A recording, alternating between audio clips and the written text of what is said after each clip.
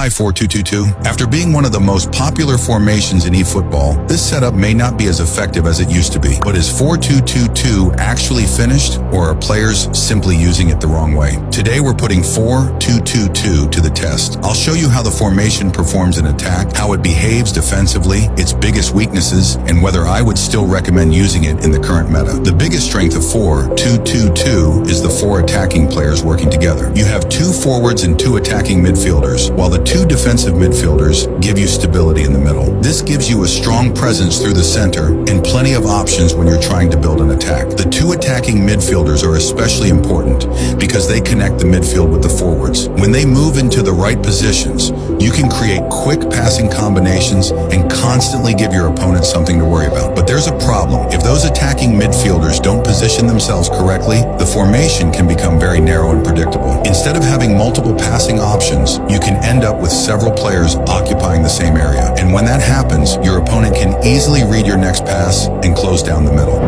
That pass surprised everyone, and not in a good way. Park Ji-sung cuts a frustrated figure right now. He just cannot get away. He needs a decent chance! So with this formation, player positioning is extremely important. Going forward, 4-2-2-2 can still be extremely dangerous. The 2 forwards give you multiple options in the final third, while the attacking midfielders can create passing lanes around the box. You can combine through the middle, play quick 1-2s, and use the attacking midfielders to support the forwards. One of the biggest advantages is that you don't have to rely on just one attacking player. If one forward is being marked, you still have another forward and 2 attacking midfielders who can become passing options. This can make the formation very effective against opponents who defend centrally. But the key is movement. If your forwards stay too close together, you lose one of the biggest advantages of having 2 forwards. Instead of stretching the defense, they can make it easier for your opponent to defend. There's plenty of time left yet. Park Ji-sung.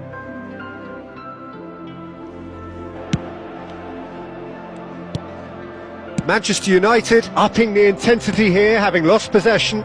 The same thing can happen with the attacking midfielders. If both of them stay in the same central area, your attack becomes much easier to predict. You need them to find different spaces and support the forwards at the right time. Another important thing is how quickly you move the ball. Because 4-2-2-2 is naturally strong through the middle, you can sometimes become too dependent on central passes. And if your opponent is already sitting in that area, forcing the ball through the middle can lead to lost possession. So the formation can be very strong in attack, but you need to use the space correctly. Defensively, this is where things get interesting. The 2 defensive midfielders can protect the center and give you an extra layer in front of your defense. This makes it difficult for opponents to simply run straight through the middle. And when you win the ball, those same defensive midfielders can quickly connect with the attacking players and start the next attack. But your wide areas can become vulnerable. Because there are no natural wide midfielders, your opponent can try to move the ball from one side to the other and stretch your defensive shape. If the opponent switches the ball quickly from one side to the other, you can be forced to defend wide spaces with very few players. This becomes even more dangerous when one of your defensive midfielders has to move away from the center to help. Once that happens, you can create space in the middle for your opponent to attack. Rooney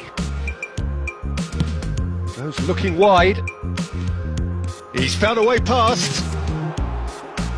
Takes a shot!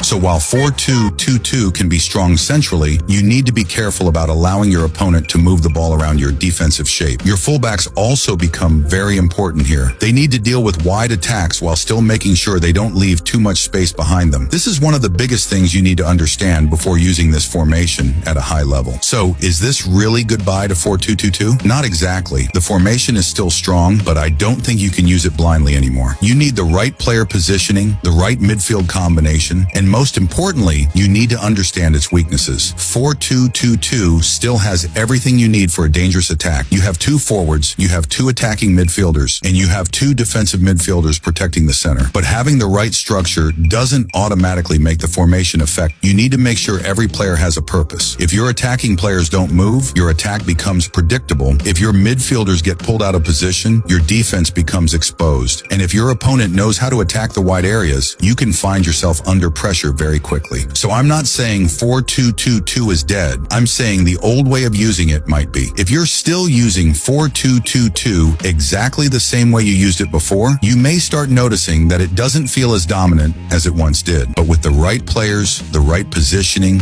and the right approach, this formation can still be extremely effective. So before you say goodbye to 4-2-2-2, make sure you've actually learned how to use it properly. Because maybe the problem isn't the formation, maybe it's the way we're using it. Time. Liverpool leading a cagey game here.